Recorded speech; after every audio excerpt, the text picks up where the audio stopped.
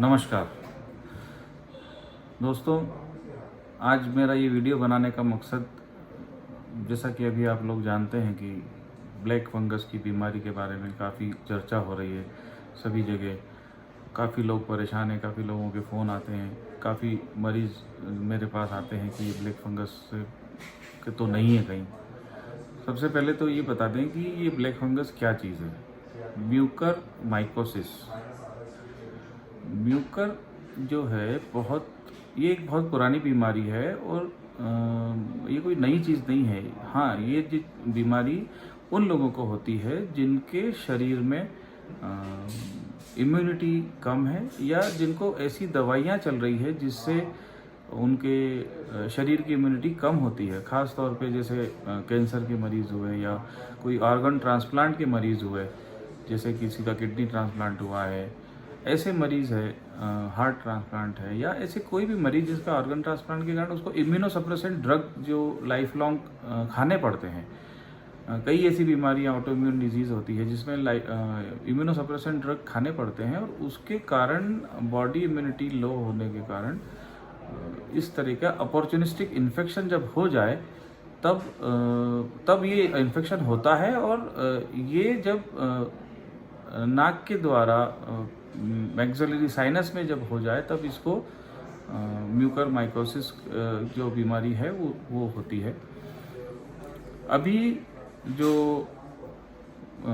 ख़ास तौर पे इन दिनों में जो ज़्यादा हो रही है उसका कारण ये है कि कोरोना में एक तो चूँकि मरीज़ बहुत ज़्यादा है और सभी को काफ़ी सारे लोगों को स्टेरॉयड की ज़रूरत पड़ी, पर वो स्टेरॉयड चूँकि देना ज़रूरी था इसलिए दिया गया। अगर स्टेरॉयड नहीं देते तो काफ़ी सारे लोगों की जान जा सकती थी। और उस पर भी ये म्यूकर माइकोसिस जो है वो सिर्फ उन लोगों को हो रहा है जिनको बहुत लंबे समय तक हॉस्पिटल में रहना पड़ा, जिनको ऑक्सीजन बहुत ज़्यादा मात्रा में देनी पड़ी या जिनको वेंटिलेटर पर रखना पड़ा। अब ये सारे कारण जिसको है उसको ही ये म्यूकर माइकोसिस की संभावना है। डायबिटीज़ जिनको है या दूसरी कोई इम्यूनोसप्रेशन वाली दवाइयाँ जिनको चल रही है, सभी कोरोना मरीज को ये होगा ऐसा बिल्कुल भी नहीं है। ये बहुत ही रेयर बीमारी थी। हाँ, इन दिनों ये कुछ ज़्यादा होने लगा है कुछ, लेकिन उसके बावजूद भी ये लाखों में एक के उसमें आता है। ऐसा नहीं कि हर किसी कोरोना मरीज को ये बीमारी हो ही जाएगी। और इसका होने का मुख्य कारण अभी कोरोना काल में चूँकि मरीज बहुत ज़्यादा थे, हॉस्पिटल में जैसा कि आप लोग भी जानते हैं बेड की कमी थी, वेंटिलेटर की कमी थी, एक पेशेंट अभी बाहर हुआ नहीं है और दूसरा पेशेंट वेटिंग में था। तो कई बार हाइजीन जो है प्रॉपर उस चीज़ का नहीं हो पाया। जैसे एक मरीज़ जब हटता है और दूसरा मरीज़ जब आता है आईसीयू में तो उसकी सफाई होनी चाहिए।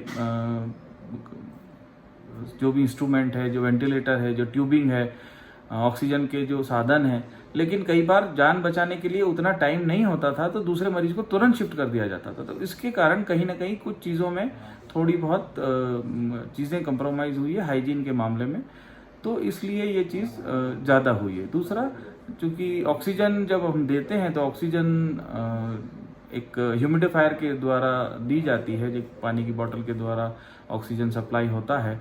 इसलिए कंटिन्यूस अगर किसी को ऑक्सीजन लगी है और उसका इम्यूनिटी लेवल लो है, उसको स्टेरॉयड काफ़ी लंबे समय तक बहुत ज़्यादा देने की ज़रूरत पड़ी है, तो ऐसे लोगों में म्यूकर माइकोसिस हुआ है। उसके अलावा जब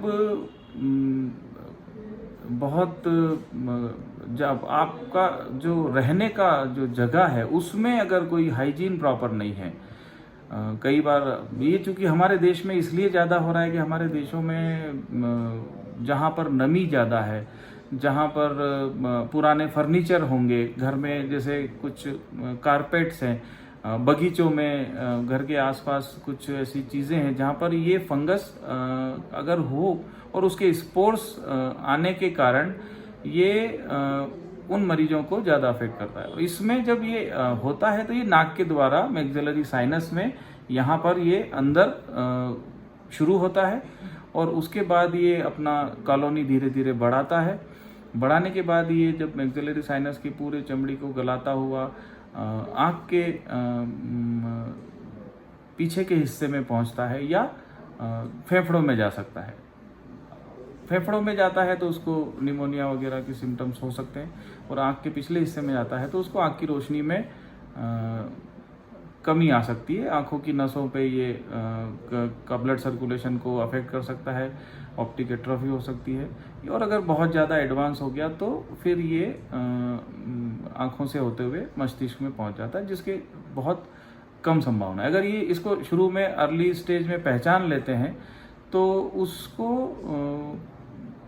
अच्छे से इलाज किया जा सकता है। जब ये इसके शुरुआती जो लक्षण है वो सिर दर्द होना, आँखों के नीचे यहाँ पर भारीपन, नाक बंद होना, या अमूमन जैसे साइनोसाइटिस के जो लक्षण होते हैं, साइनस की जो लक्षण होते हैं उस तरह के लक्षण है।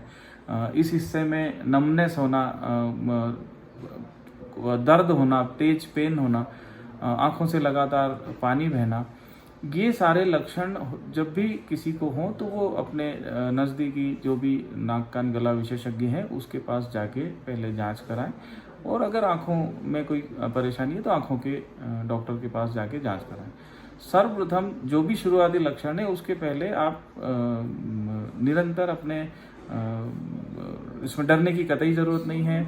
आपके पास आसपास जो भी नाक कान गला रोग विशेषज्ञ हैं आप उनके पास एक नियमित समय अंतराल में जाके भी जांच करा सकते हैं, ताकि अगर वो उस साइनस में होगा तो वो उसको एंडोस्कोपी से देख के उसकी सफाई कर सकते हैं, और इसके लिए कुछ इंजेक्शन भी उपलब्ध होते हैं। वो इंजेक्शन और कुछ दवाइयों के द्वारा इसका इलाज किया जा सकता है। धन्यवाद।